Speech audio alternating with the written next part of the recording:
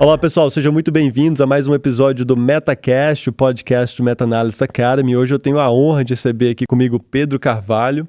O Pedro, que é lá de Contagem, Minas Gerais, fez faculdade de medicina na UFMG, depois veio para os Estados Unidos, hoje é Research Fellow lá no Minneapolis Heart Institute. O Pedro já publicou como primeiro autor em revistas muito fortes da cardiologia, como Journal of the American College of Cardiology, JAMA Cardiology como primeiro autor, e vai contar pra gente nesse episódio tudo sobre a jornada dele, a trajetória, desde Minas Gerais até o Minneapolis Heart Institute e o que vem aí pela frente no horizonte da carreira dele. Pedro, seja muito bem-vindo e passo aí a palavra para você se apresentar, por favor. Professor, é um prazer estar aqui. Eu te chamo de professor porque realmente você é um professor para mim, então é uma honra estar aqui e vamos embora. Maravilha. Pessoal, lembre que o MetaCast não tem filiação com as instituições onde nós trabalhamos, a Harvard Medical School, Minneapolis Heart Institute, UFG, UFMG. As opiniões aqui são exclusivamente nossas. E também quero avisar vocês que o Intensivo de Metas, ou Meta Analysis Academy, são os dois termos para o mesmo treinamento, não tem filiação com essas instituições. E no nosso treinamento eu ensino você a fazer pesquisa de alto impacto através de visões sistemáticas e meta-análises. Nós não fazemos pesquisa pelos nossos alunos, nós ensinamos a fazer, como o Pedro aprendeu e hoje é professor, inclusive, do Meta Analysis Academy. Pedro, vamos começar aqui de forma cronológica. Conta um pouco pro pessoal de onde você é, como que foi a sua jornada ali crescendo, né, pré-faculdade de medicina. Conta um pouco aí, por favor, suas origens, por favor. Minhas origens? Tá, tudo bem. Então, meu nome é Pedro, né, pra quem não me conhece. Eu nasci em Belo Horizonte, mas eu cresci numa cidade que chama Contagem, né, que fica na região metropolitana. E ali eu cresci, né, com os meus pais, com a minha irmã, que é um pouco mais velha. E assim, meus pais, eles nunca tiveram muito estudo, assim, digamos. Eles, por exemplo, meu pai, ele estudou até a 8ª série, minha mãe estudou até a 4ª série. Minha mãe foi finalizar, assim, os estudos quando eu já era mais velho, né? Através daquele processo que o governo criou de ensinar adultos, jovens e adultos, enfim, que ainda não tinham se graduado. Então ela foi formar no ensino médio, eu tava no ensino médio, eu acho, inclusive. A gente fez, tipo, ensino médio quase que ao mesmo tempo. Legal. E aí, durante todo esse período, eles sempre me incentivaram a estudar, mas não de um ponto, assim, que eles soubessem o que eles estavam falando, né? Tipo assim, Pedro, estuda pra ter uma condição melhor que a gente, ou algo desse tipo. E mas, assim, eles sempre... Desculpa interromper, mas assim, eles te empurraram mesmo para estudar ou assim, só era um estímulo assim, verbal, assim? Porque meu pai tem uma história semelhante à dos seus pais, no sentido de que ele virou órfão de pai pequeno, com 9 anos, teve que trabalhar para sustentar a casa, era dos irmãos, homens era o mais velho. E só porque quando eu nasci, ainda numa situação de classe média baixa, meu pai, assim, ele foi, assim, empurrava muito, assim, pra estudar, sabe? Não tinha conversa com meu pai, era muito rígido. E eu só queria pegar essa sensação, assim, como que foi pra você crescendo? Você tem uma trajetória brilhante, entrou na faculdade de medicina, isso veio, assim, de você ou veio, assim, dos seus pais, esse estímulo? Sim, digamos assim, foi 30% dos meus pais e 70% da minha irmã, que ela era mais velha, e ela ficava me empurrando assim, não vai, estuda, não sei o quê. E, por exemplo, hoje ela é professora de crianças pequenas e tal, de alfabetização, enfim. Então, tipo assim, ela que me ensinou a ler e escrever, porque ela é, 8 anos mais velha do que eu. Então, ela ia ensinando as coisas que ela aprendia na escola, pra ela aprender, assim, também. E eu ia aprendendo cada vez mais novo, enfim. Mas eu acho que o principal incentivo foi da minha irmã mesmo, assim, mais do que dos meus pais. Que demais.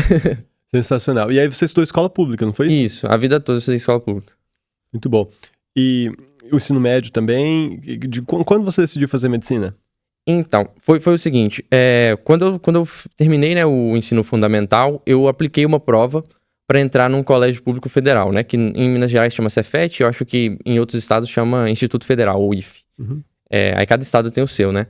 E aí eu lembro que eu fiz essa prova e, assim, eu passei e assim, foi ótimo, porque eu continuei ainda na educação pública, digamos assim, e eu tive um treinamento técnico, eu fiz, tipo assim, técnico e mecânica. Então, a princípio, eu iria fazer engenharia. Inclusive, o Enem que eu fiz, tipo assim, quando eu acabei de formar no ensino médio, quando eu fiz o Enem mesmo, eu apliquei pra engenharia, enfim, eu tinha até passado, mas nesse mesmo momento, depois que você termina no Cefet, depois que você termina o curso técnico, você tem que fazer um estágio.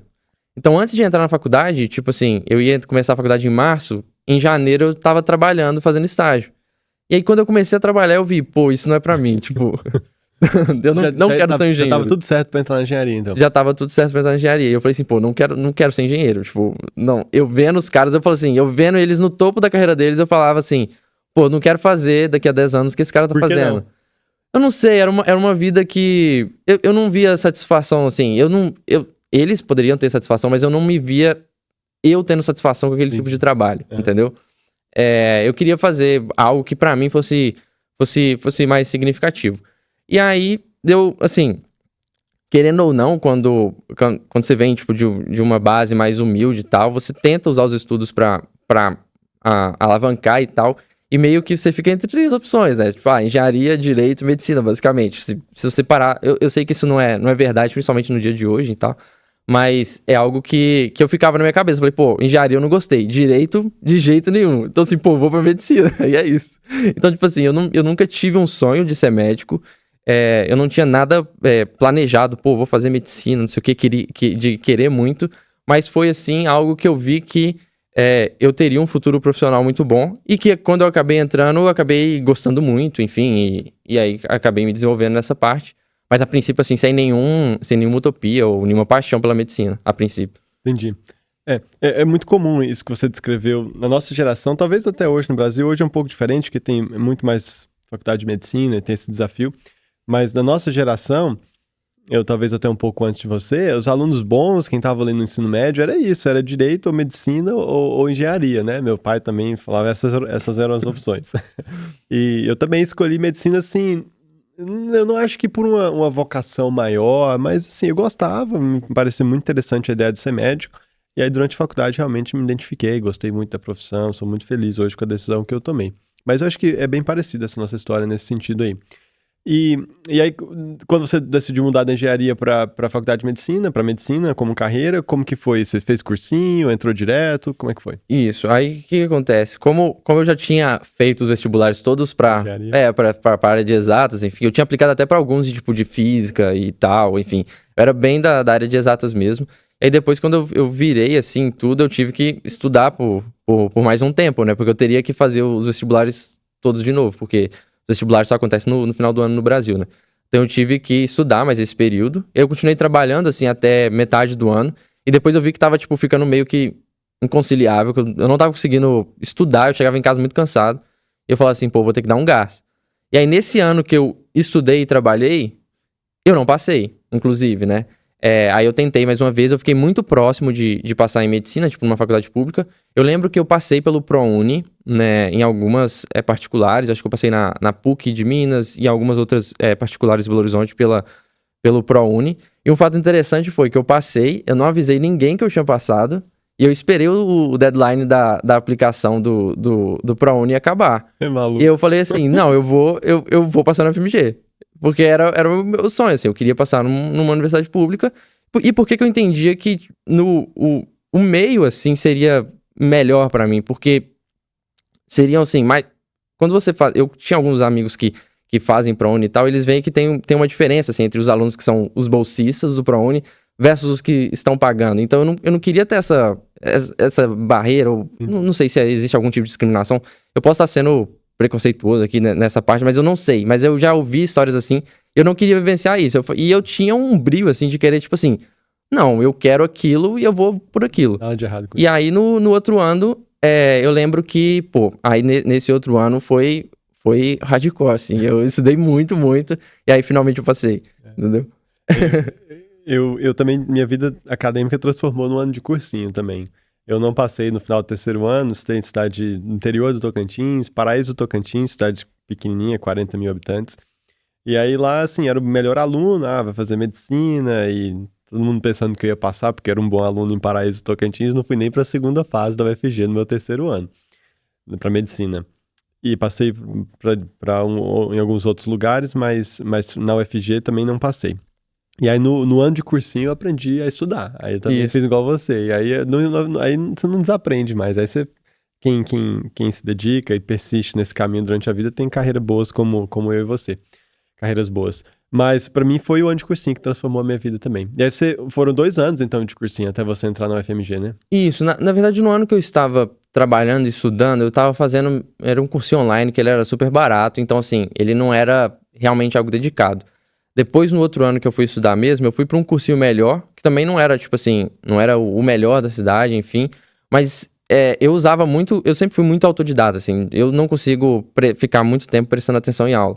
E eu sabia que isso ia acontecer. Tipo, se eu pagasse o melhor cursinho que fosse, mesmo que a minha família não tivesse condições, se eu tivesse lá, eu não ia assistir às aulas, porque eu não consigo prestar atenção por muitas horas. Então eu usava o cursinho mais pra ter um ambiente de competição, pra eu ver ali, tipo assim, você entra numa sala de cursinho, tem, sei lá, 200 pessoas e 180 que é medicina. É só pra você falar assim, pô, tem muita gente querendo, porque do seu quarto estudando, você não tem essa dimensão do quão difícil é. Então, e aí eu lembro que eu ia no cursinho mais por isso, pra assistir aulas das áreas que eu era fraco, tipo história, geografia, que eu era fraquíssimo, assim, e para fazer os simulados, enfim, e ter essas apostilas para fazer exercícios. Eu usava o cursinho mais para isso, mas a maioria do tempo eu estudava em casa mesmo. Eu lembro que teve um fato que foi até interessante, porque depois que eu fui aprovado, teve um outro aluno da sala, tipo assim, a sala era bem grande, e foi aprovado 2 pessoas, eu e mais um. E de todo mundo, assim, que queria medicina, tinha, sei lá, mais de 200 pessoas, talvez, que queriam. Aí nós 2 fomos aprovados e eu lembro que essa pessoa virou pra mim e falou assim, pô, eu vi você jogando truco demais lá. Eu falo, não, pô, porque era aula de, sei lá, algo que eu já sabia. Então eu ia no cursinho basicamente pra ter essa sensação de competição. Mas aqui em casa eu tava estudando muito, entendeu? O pessoal não via isso, mas... Pedro Carvalho, senhoras e senhores, carreira de sucesso aqui no Você falou que não ia cortar, tá aí, ó. Não, vamos deixar o mestre do truco aí. Boa. E Pedro, e na faculdade em si? Você, com esse background, com esse contexto social, assim, entrou na faculdade, na UFMG, que era o seu sonho. Isso. E aí você continuou morando em Contagem? Como que você fazia, assim, pra ir pra BH? Mudou pra BH? Então, eu continuei morando em Contagem e no curso, no ciclo básico, né, da Faculdade de Medicina, os 2 primeiros anos, na UFMG fica no campus Pampulha, que fica lá fica o Centro de Ciências Biológicas, né, o ICB. Qual que é o problema? É mais longe ainda do que era.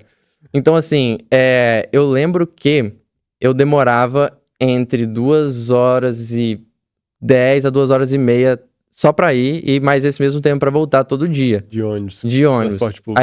Aí eu tinha que pegar 2 ônibus. O que demorava mais era o segundo, assim, porque ele pegava e fazia todo um trajeto, enfim.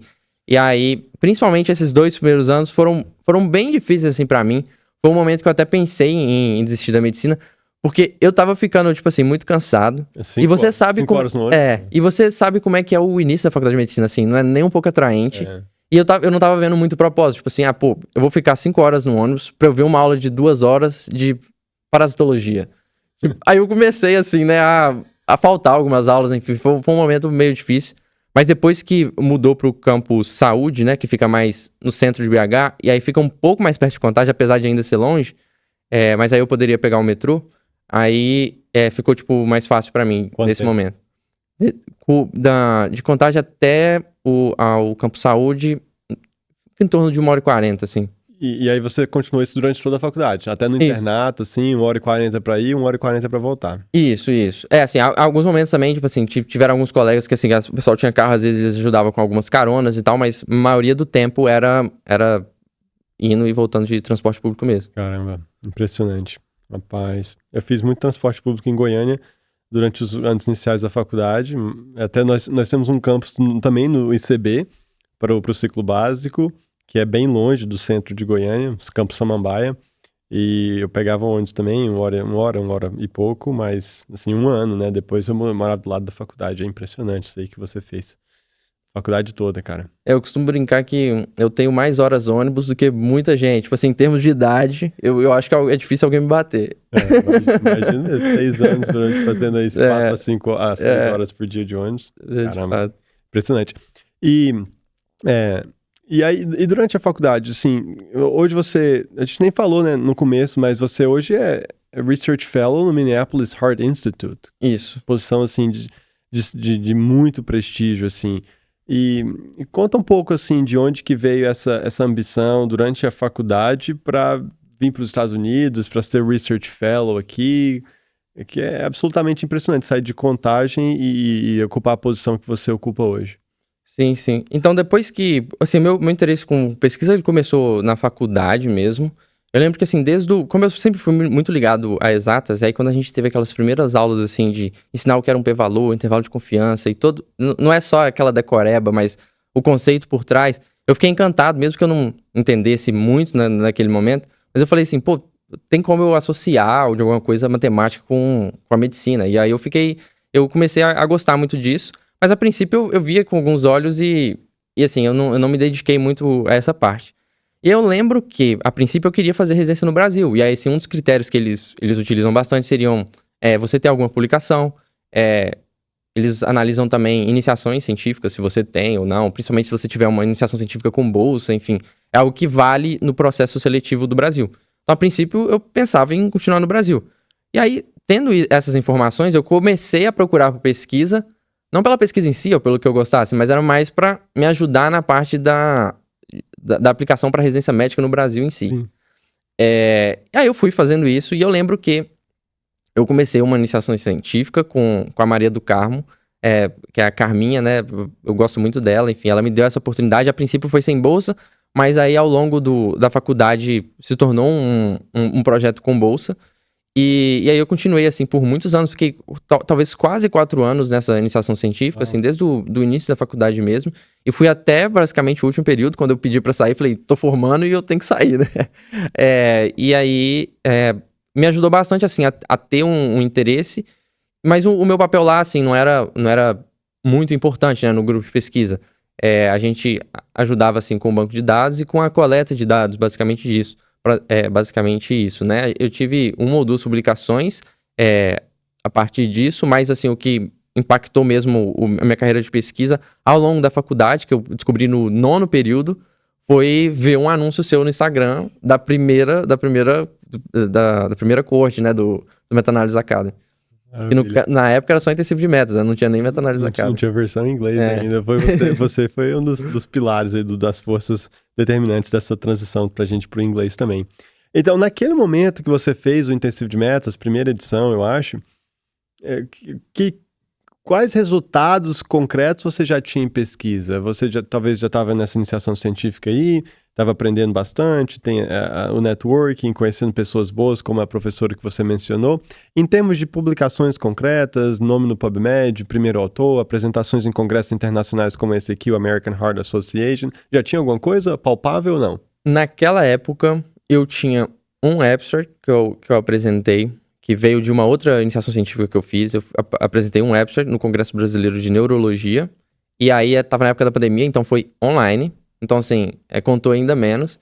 E eu tinha um paper que eu era talvez o 7º ou 8º autor, assim, e era de um tópico de educação. Não era nem das áreas que eu gosto. Então, resultados palpáveis eram pouquíssimos. Algumas coisas estavam em andamentos, mas naquele momento que eu decidi entrar no curso, eu não tinha muito em mãos. Assim. Olha como as coisas mudam rápido, né? Isso foi 2022. Porque isso foi em fevereiro de 2022. O intensivo de metas começou em 2022, você terminou a turma em metade do ano. O Pedro de 2024 aqui, novembro de 2024, eu não sei se você vai saber de cabeça, mas só pra gente fazer esse contraste de forma rápida, quantos papers publicados, quantos abstracts apresentados em congressos aí? Vamos contar só internacionais, Eu não tenho esse número, e principalmente agora que eu já tô lá no Minneapolis Heart há quase 9 meses, e eu já publiquei bastante, também publicando bastante com os outros Research Fellows. Acredito que hoje eu tenha vai estar entre 30 e 35 papers. Eu tenho pelo menos uns 12 papers, eu acho, como primeiro autor. Alguns deles ainda não foram publicados, foram aceitos, mas ainda estão no processo editorial. E de apresentação em congresso, assim, que eu apresentei, eu acredito que vai ser em congressos internacionais, talvez vai ser aí em torno aí de umas, vai estar entre 15 e 20, assim. E mais as outras como coautor. E mais as outras como coautor, aí vai muito mais, chega a próximo de 100, assim. Então, vamos colocar de 70 a 100 apresentações em congressos e talvez aí 30 a 35 papers, sendo um número muito bom como primeiro autor. Cara, é incrível isso. Isso em 2 anos, cara. 2 anos e meio. É absolutamente incrível. Você é um cara brilhante, tem... Para nossa comunidade, você sabe que não só para os seus próprios trabalhos, mas as pessoas que você tem ajudado, seu papel como professor tem sido algo assim de um de uma magnitude, de um impacto incalculável na nossa comunidade. Sou muito grato por ter você lá e parabéns, porque isso aí é para poucos o que você tem feito, incrível mesmo. E conta um pouco assim sobre essa jornada de aprendizado. Assim, você é um cara claramente motivado em fazer pesquisa, já tinha muitas experiências de pesquisa, mas não tinha muitas publicações naquela época. Você falou só que um como coautor, sétimo ali na lista. E como que foi, assim, se você lembra, né, já tem 2 anos e meio, mas essa jornada de aprendizado, assim, você assistiu aquelas aulas lá e falou, caramba, isso aqui é revolucionário, ou assim, qual que foi a sua impressão passando pelo processo de aprendizado no intensivo de metas? Então, primeiro eu queria contar a história como é que eu conheci o intensivo de metas, que é bem interessante. Tipo assim, você já era muito conhecido pelo curso de ECG. Eu, particularmente, não te conhecia, assim, at all. Nada, não sabia que era Anderson Cardoso. E tinha uma amiga minha, que ela é muito próxima minha, que ela tinha feito o seu curso de ECG. E ela tinha recomendado. Então ela falou assim, faz o curso de... Você que gosta de cardio, faz o curso de ECG desse cara que é muito bom. E eu lembro, assim, de ter visto você, assim, ela mostrou assim, ele tem essa página no Instagram. E na época eu falei assim, tá, beleza, nem segui. Eu lembro que algumas semanas depois, pode ser também que o celular tava escutando, né? Mandou uma propaganda do primeiro intensivo de metas. E aí eu lembro que eu assisti aquela semana de lançamento. Isso. E aí você contou a sua história, né? Que veio de um passado humilde e que agora tava, né, terminando. Na época você tava terminando o fellow em Harvard. Aí eu falei assim, pô, história muito, assim, maravilhosa. Eu queria isso também, tipo, pra mim de alguma forma. Claro. Falei, pô, eu acho que eu tenho potencial e eu quero aprender, né? Assim, e aí eu fui lá e me inscrevi. Eu lembro que eu peguei o cartão do meu cunhado, dividi de 12 vezes o curso. E aí eu falei assim, não, eu vou te pagar, assim, todo mês você me lembra de eu pagar a parcela. E assim foi feito, e aí eu comecei a fazer o curso. E assim que eu comecei a fazer o curso, que eu assisti a primeira aula de ideias, eu tive uma ideia. E aí eu falei assim, pô, vou tocar essa ideia. Só que aí não chegava a parte da estatística. Não chegava de jeito nenhum. E aí tinha um deadline do Congresso Brasileiro de Cardio, que tava tipo assim, ia ser entre a quinta ou a sexta semana. Ia ser lá em maio, e a aula de estatística ia ser próximo de junho, assim. E eu tô assim, pô, eu queria rodar essa estatística. E eu comecei a tentar, eu e um amigo meu, né, a gente começou a tentar aprender R, assim, de forma bem rudimentar. Porque a gente viu uns vídeos, assim, no YouTube e tal, fizemos uns force plots, assim, terríveis. O resultado tava certo, mas o design, assim, bem feio, mas o resto bacana. Eu lembro que eu escrevi, assim, e mandei pro Congresso Brasileiro. E aí foi aceito, e aí depois que eu fui aprender a parte da estatística da meta-análise em si, assim, foi uma ideia, assim, que eu tive essa primeira ideia, e aí eu já comecei a publicar bastante, e depois acabou que eu até publiquei essa ideia com você, né, porque a gente acabou também se encontrando no grupo de Experts por acaso, e foi bastante interessante. Foi da Left Main? Isso, foi do Left Main, isso. Então foi um dos primeiros papers dos alunos do Metas, foi sobre fazer stenting ou cirurgia em pacientes com diabetes, né? Isso, diabetes e doença no tronco de coronária esquerda. Isso. Muito bom, cara. Espetacular. Foi publicado tema de cirurgia cardíaca. Pedro, cara, que jornada espetacular. E depois você virou professor, cara, do intensivo de metas, inclusive de estatística do módulo de R. Mas voltando aqui, você conheceu metas dessa maneira e as aulas em si, o que você achou? Como é que foi essa jornada de aprendizado para alguém com a sua visão, assim, que é alguém que já sabia um pouco de pesquisa, queria muito evoluir na carreira? Como é que foi essa jornada de aprendizado lá? Nossa, foi tipo assim, foi transformadora, porque você tá ali com a mentalidade, tipo assim, preciso publicar, e você vê muitas vezes até professores seus, assim, publicando em locais não muito bons, e eu vendo, assim, estudantes de medicina publicando em jornais muito bons, assim, através desse método, né? Então, assim, eu vi ali uma oportunidade, eu tento a falar que a meta-análise, na verdade, é um meio, não é um fim. Exato. Então, você usa a meta-análise para aquilo que você quer. Você quer desenvolver sua carreira? Pô, a meta-análise é um meio, existem vários meios, mas a meta-análise é um meio. Você quer ter uma iniciação em pesquisa? A meta-análise é um meio, mas não é um fim, entendeu? Sim. Então, assim, eu comecei com a meta-análise, agora tô no Research Fellow, fazendo estudos primários, enfim, e aprendendo umas coisas cada vez mais assim, aprofundadas e estatística, que vão ficando cada vez mais difíceis, mas eu tento falar que a meta-análise é um meio, então eu olhei para ela como um meio, assim. Então, como eu via que a meta-análise era um meio para um propósito maior, então eu usei ela da melhor forma que dava para usar, assim. E tentei usar de uma maneira muito inteligente, assim, que seria usar a meta-análise para ter essas publicações, usar essa meta-análise para fazer network, usar essa meta-análise como uma desculpa também para aprender mais estatística. Porque você, não sei fazer isso. O que você pode falar é, vou pagar para alguém fazer, ou vou sentar a bundinha na cadeira e estudar. Então assim, aí eu fui tentando usar a meta-análise como um meio para as coisas que eu queria adquirir assim na minha vida. Eu quero falar um pouco, pra gente, preocupado com o tempo aqui, falar sobre o papel espetacular que você está fazendo, que desempenha hoje, a sua atividade hoje. Então, vamos começar com por que fazer o Research Fellow, por que você decidiu aplicar para vir para os Estados Unidos, quando que os Estados Unidos entrou na jogada, que virou uma parte do seu objetivo, do seu sonho na carreira. E aí depois a gente entra em como está sendo para você essa experiência lá em Minneapolis. Mas conta aí sobre o começo. Por que vir para os Estados Unidos? Então, como eu falei, tudo quando eu comecei a meta-análise foi como um meio para um determinado fim. E aí eu via que eu queria ter uma carreira. Todos os meus professores, inclusive, eu via que eles tinham muito. Assim, os professores que eu admirava, eles tinham uma carreira médica muito boa, mas eles também tinham um background de pesquisa muito bom. E eu via isso. E aí era algo que eu gostava. Eu ia mexer com um pouco de matemática, no final das contas. Então eu ia fazer algo que ia misturar coisas que eu gostava, assim. E eu falei, eu quero ser um médico, mas eu quero ser um médico pesquisador. E aí eu decidi que eu iria fazer isso no Brasil. E aí, entrando no Meta-Analysis Academy, eu também tinha um inglês, assim, bem rudimentar quando eu entrei. E aí eu fui desenvolvendo, né, as habilidades de inglês, conhecendo pessoas, assim, né, de outros países, e conversando com elas, enfim, e conversando com médicos brasileiros que trabalham aqui, inclusive você, entre outros, né, ou que fizeram aqui algum tipo de experiência.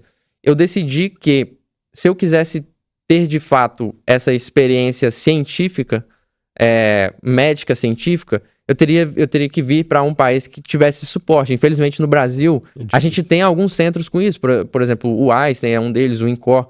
Mas, assim, é um ou dois, assim, que você pode nomear, né? Assim, não existem tantos centros igual aqui. Então, e aí para eu chegar lá ia ser uma carreira muito grande até eu chegar naquele ponto. Então, eu vi aqui, tipo assim, saindo da faculdade de medicina, qual era o meu caminho para conseguir ter uma carreira de médico, cientista, digamos assim. Apesar de eu não gostar muito desse termo. Seria vindo para cá e ter uma experiência aqui, tipo, trabalhando com pesquisa primária. Então, a princípio, assim, eu nunca vim para os Estados Unidos querendo fazer residência ou algo do tipo, apesar de agora eu estar nesse caminho. Eu vim mais pela experiência da pesquisa. Que eu queria vivenciar isso na minha vida de alguma forma, entendeu? Entendi. Fazer pesquisa de ponta em um país que tivesse todo esse suporte. Entendi. E como que você achou essa vaga lá em Minneapolis? Como que você aplicou para essa vaga? Isso aí foi bastante interessante. Foi o seguinte, acho que até aconteceu com a Vanessa também. Eu achei no Twitter essa vaga. Porque eu lembro que eu tinha criado um Twitter médico. Eu coloquei uma foto assim, profissional, e comecei a seguir o pessoal da cardio. E aí comecei a seguir os jornais de cardio, que é a área que eu tenho interesse. Comecei a seguir alguns médicos, né? Assim, líderes. E aí eu gostava muito que eles sempre postam, assim, quando saem algum estudo novo, ou análise desse estudo, enfim. E no meio desses vários tweets eu achei de um cara comentando o post do meu PI hoje. Aí ele falou assim, não sei o que, tipo, comemorando, tipo, você é o melhor, não sei o que, é uma grande oportunidade, blá, blá, blá.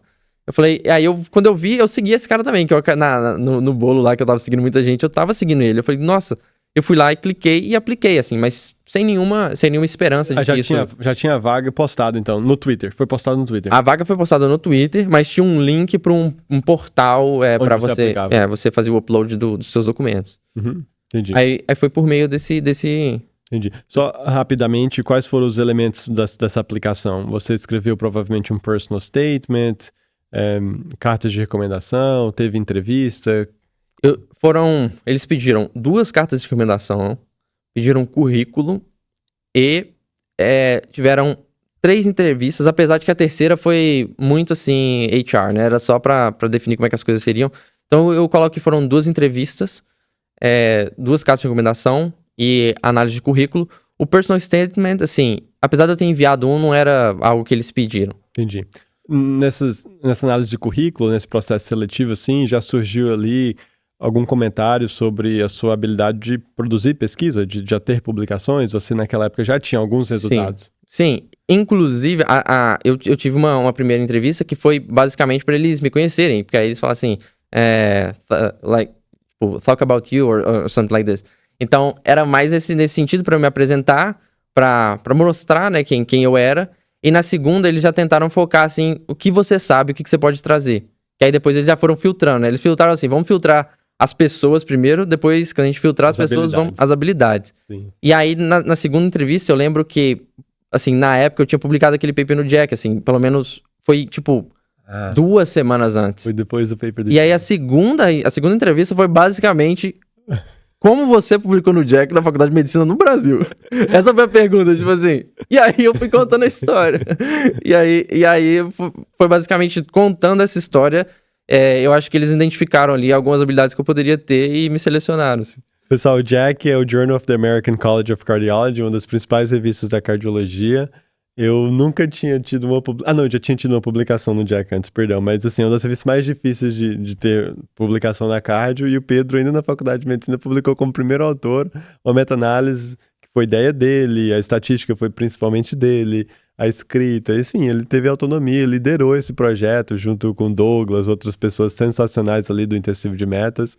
Eu tive a honra de ser convidado pelo Pedro, ele me convidou para participar desse projeto incrível aí que a gente publicou no Jack. Então isso causou uma impressão muito boa, assim, no pessoal que está entrevistando ele lá para a posição de pesquisa. Você já vem para aquela vaga ali com o certificado, o selo de que você sabe fazer pesquisa. Que selo é esse? Ter publicações como primeiro autor, publicações relevantes. Se você foi primeiro autor, você teve um papel na escrita, você talvez teve um papel na estatística, talvez teve um papel no desenvolvimento da ideia.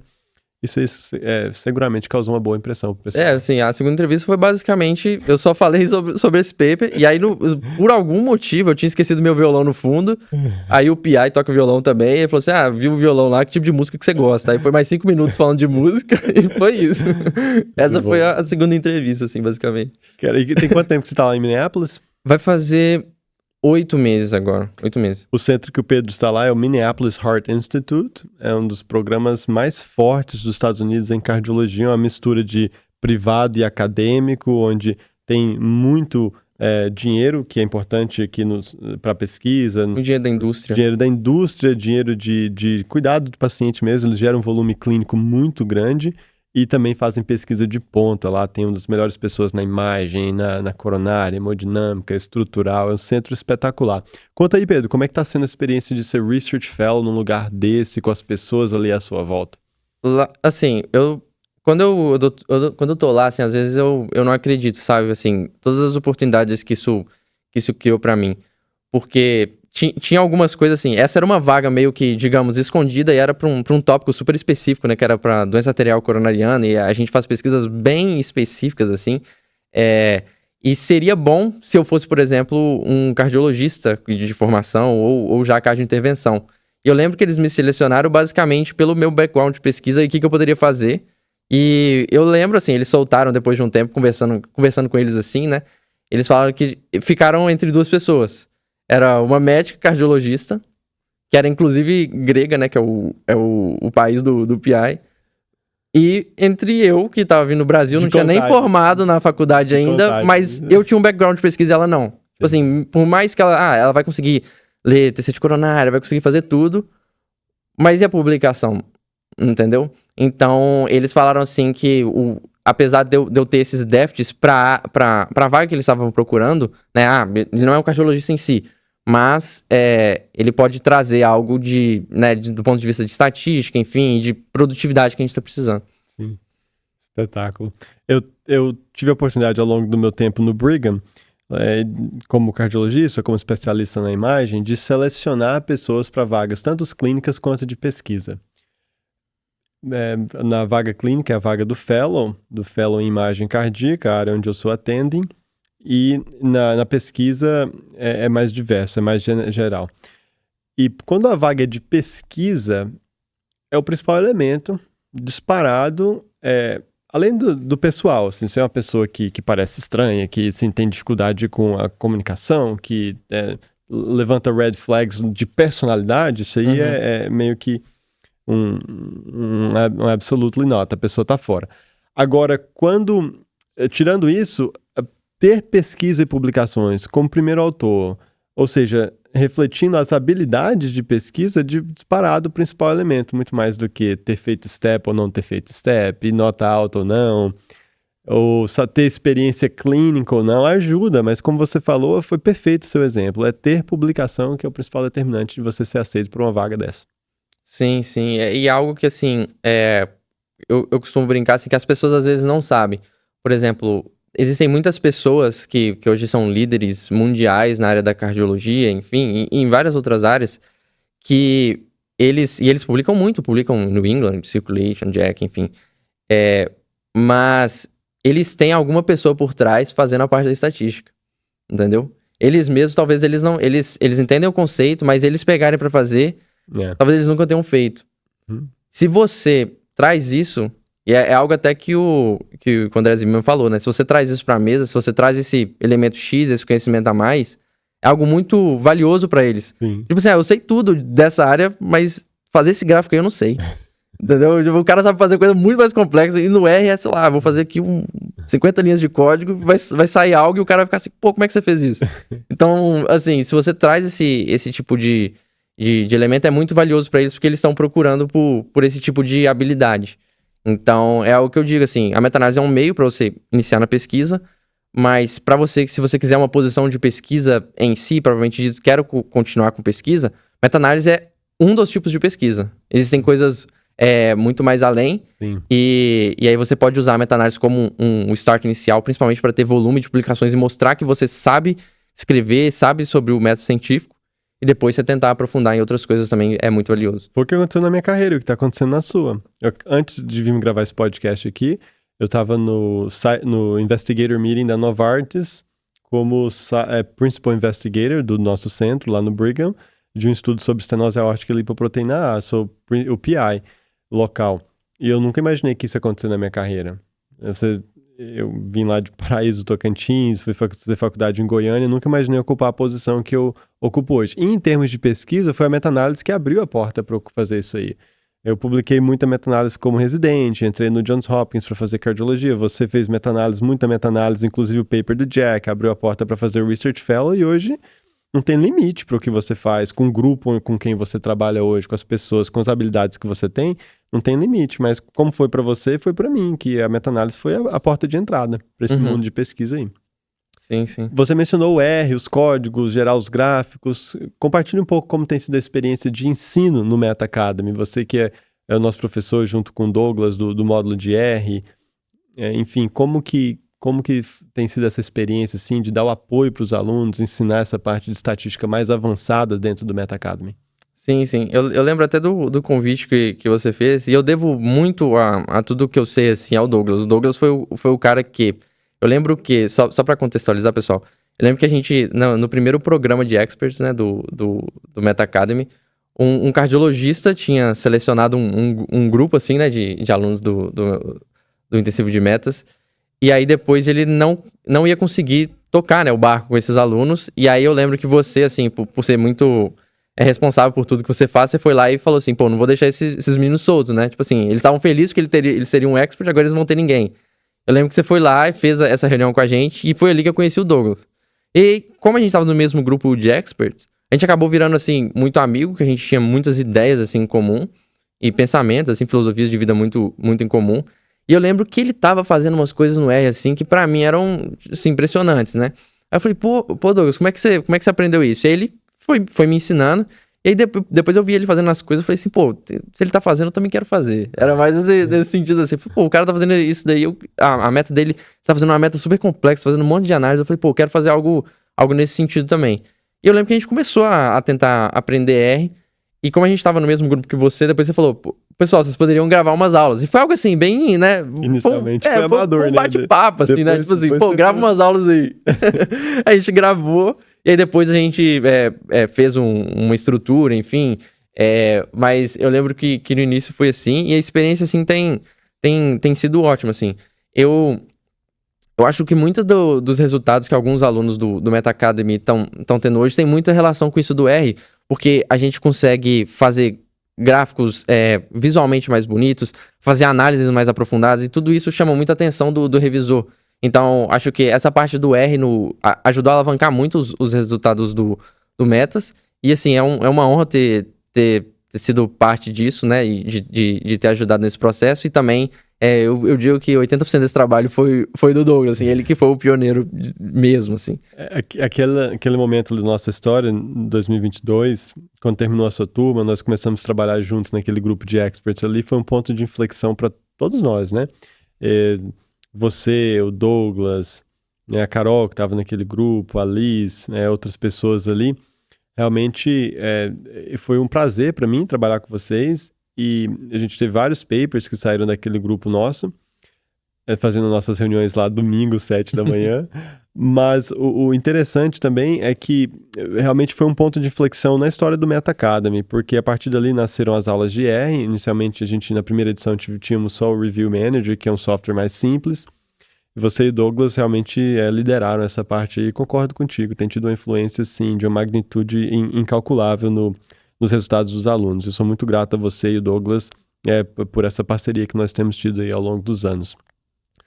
E, Pedro, voltando ao tópico do Research Fellow, eu fiz esse parênteses para pegar a sua experiência como professor ali no Meta Academy, mas eu quero voltar aqui lá para a sua atividade do dia a dia agora. Tem alguns meses que você já está lá. Como que é ser um Research Fellow no centro de ponta, com os investigadores que você trabalha lá, com as pessoas que lideram a cardiologia nos Estados Unidos, nas áreas deles no mundo? Como que é essa experiência? É uma experiência incrível, assim. Você tem contato com pessoas que você nunca imaginaria ter, e é incrível como essas pessoas têm respeito por você, sabe? Assim, apesar deles saberem muito da área deles, eles sempre querem ouvir sua opinião. Te valorizam, né? Isso, vamos fazer esse estudo. O que você acha? Não é faz esse estudo. Assim, vamos fazer esse estudo, o que você acha? Você tem alguma ideia? E a gente lá, é algo que eu gosto muito, que é uma cultura deles que eles vêm cultivando ao longo dos anos, é que os Research Fellows, se eles tiverem uma ideia, eles vão fazer, eles são os primeiros autores. E ponto final. Que eu vejo muito acontecendo em outros locais, assim, do Research Fellow fazer o estudo todo e acabar ficando em quarto, quinto. Que no final das contas, quando você mostra o seu currículo, tem um peso menor, né, do que ser o primeiro autor. E lá eu gosto muito dessa cultura, assim. Se você fez a maioria do trabalho, você vai ser o primeiro autor. O PI um dos caras mais fodas lá do hospital vai ficar em segundo. Vai ficar em segundo, porque você foi de fato o primeiro, entendeu? Então, é algo da cultura lá que foi um dos motivos também pelos quais eu fui pra lá, porque eu via que eu teria muita oportunidade de publicação, eu teria muita oportunidade de literalmente liderar alguns estudos e algumas análises. E lá, assim, a gente trabalha muito a gente faz a coleta de dados também, que seria a parte chata, né? Mas alguém tem que coletar e a gente tá lá pra isso. Mas tem uma cultura lá que começou com com um research antigo, que é de usar muito R. Então o pessoal usava muito Stata e outros softwares assim que são relativamente mais simples. Aí veio um fellow, né, que aí ele começou a usar muito R, enfim. E aí essa cultura se manteve lá.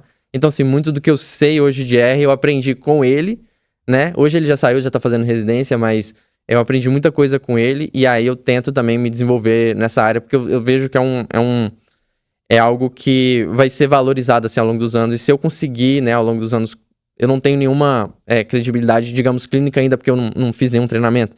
Mas depois que eu terminar meu treinamento e tiver também esse background científico de saber fazer as análises, eu vejo que isso vai ser muito valioso para mim no futuro, entendeu? Sem dúvida. Você realmente pegou assim, tudo do bom e do melhor no Research Fellow, né? Você tem uma posição remunerada, não é isso? Isso. Em um centro de ponta, onde você tem a oportunidade de pesquisa, ou seja, os bancos de dados para trabalhar, você tem os mentores, networking sensacional, tem uma produtividade altíssima nesse ambiente aí. Eu queria só aproveitar, assim, para ressaltar para o pessoal que nem todos os Research Fellows são assim. Então, o Pedro realmente foi muito abençoado nesse sentido aí, e pelas habilidades dele, encontrou um lugar certo com as pessoas corretas, mas é importante que você saiba, assim, ao analisar a possibilidade de você fazer um Research Fellow, que nem todos vão ser dessa maneira. Nem todos os mentores vão dar esse suporte, nem todos os lugares vão ter tantas oportunidades de pesquisa. Enfim, podem acontecer algumas situações. Então, pese bem a decisão de fazer um Research Fellow ou não. Depende muito do seu objetivo. Acho que uma motivação muito forte para o Pedro, como vocês ouviram, foi o interesse em aprender pesquisa. Entendeu? Aí o Research Fellow faz todo sentido. Agora, para muitas pessoas que usam somente como uma ponte para entrar na residência, tem que tomar cuidado se você realmente precisa disso. Se você vai aplicar para Internal Medicine, pode ser que não seja necessário. Realmente eu acho que esse interesse do Pedro aí de realmente desenvolver habilidade de pesquisa e trabalhar em pesquisa de ponta, em um centro de ponta, eu acho que faz todo sentido fazer Research Fellow. Concorda, Pedro? Eu concordo, assim, há muitas pessoas, né, depois que eu passei, muitas pessoas do Meta-Análise Academy, por me conhecerem como professor lá, enfim, eu recebo muitas mensagens do pessoal perguntando, assim, como tá sendo a experiência e o que você acha. Eu sempre falo assim, a primeira pergunta que eu faço, por que você quer fazer Research Fellow? Exato. Eu falei assim, não, manda o áudio o maior que for, me explica por que você quer fazer, e aí depois eu te falo. Responde primeiro essa pergunta. Aí o pessoal fala, não, é porque eu vejo que no centro que eu quero, eu vou dar match, aí eu falei assim, pô, não, então não faz, porque, tipo assim, você vai perder, principalmente se for remunerado, geralmente o pessoal pede 2 anos, então você vai perder, né, não é perder, mas você vai investir 2 anos da sua vida. E aí você tem que pesar muito o que você vai aprender durante esses 2 anos e qual é o peso de perder esses 2 anos também. Porque você está trocando 2 anos futuros que você poderia estar sendo attending, você poderia estar fazendo um treinamento mais avançado na sua área de interesse por esse tempo aqui agora no começo, fazendo Research Fellow, sem dúvida nenhuma. Pedro, e qual que é o próximo passo na sua carreira? Você vai ficar lá 2 anos, se não me engano, não é isso? O plano 2 anos e depois? O plano é terminar esses 2 anos, aplicar para residência de internal medicine, cardiologia, e como eu tô publicando muito na área de cardioprevenção, mais voltado para coronária, acredito que vou seguir esse caminho, mas ainda não sei, mas cardiologia com certeza. Anotem esse nome aí, pessoal, Pedro Carvalho, vai ser o primeiro autor em muitas diretrizes aí da coronária ainda no futuro. De Contagem, Minas Gerais, para Minneapolis, Heart Institute e muito mais vindo aí pela frente. Pedro, que inspiração. Tem sido um dos prazeres, assim, da minha vida profissional, no Meta Academy, ter a oportunidade de trabalhar com pessoas brilhantes. Você é certamente ali no topo dessa lista, junto com outras pessoas muito boas. Muito obrigado pela parceria, já falei isso pessoalmente, aproveito aqui o fórum público para falar que eu sou muito grato pela nossa amizade, pela parceria sua e liderança sua no Meta Academy. Nem deu tempo de a gente falar sobre todas as pessoas que você ajudou, seja indiretamente com a sua história que inspira, seja diretamente ensinando, pegando para ajudar. Então eu sou muito, muito grato. Muito obrigado mesmo por tudo. Professor, eu que sou grato, assim, por você ter aparecido assim na minha vida. Sou muito grato a Deus por você ter aparecido. E, assim, existe uma vida antes e depois do Meta-Análise Academy / Anderson, que você me ajudou muito no nível pessoal também. Então, sou muito grato a você. Maravilha. Muito obrigado. Prazer é todo meu. Pessoal, essa aqui é a história do Pedro Carvalho, esse foi o MetaCast, Carreiras de Sucesso. E vocês vejam que tudo começou, ou pelo menos essa parte de pesquisa na carreira do Pedro, começou, ou teve um ponto de inflexão ali com o intensivo de metas, com aprendizado em revisão sistemática e meta-análise. Vejam que foi um investimento para ele, não só de tempo, mas na parte financeira, mas que através da dedicação dele, muito crédito dele nisso aí, valeu a pena, deu muito certo na carreira dele. E é um belíssimo exemplo de como as oportunidades de networking, de colaboração, conhecer pessoas excelentes como o Douglas, que mencionamos aqui outras vezes, e outras pessoas. E os resultados que a meta-análise traz em publicações pode agregar muito na sua carreira, ajudar em Research Fellow, ajudar em networking, ajudar a vir para os Estados Unidos fazer residência, assim por diante. Então esse é o poder das meta-análises, esse é o poder do intensivo de metas do Meta-Analysis Academy. Eu convido você para entrar na nossa lista de espera, para assistir os outros episódios, para melhorar o seu inglês assistindo os episódios em inglês e para acompanhar lá no nosso Instagram, @andersoncardoso.md, @metaanalysis.academy. Pedro, mais uma vez, muito obrigado, parabéns para você e estamos todos aí ansiosos pelos próximos capítulos da sua jornada de sucesso. Obrigado, pessoal, muito obrigado por me receber aqui. Nada.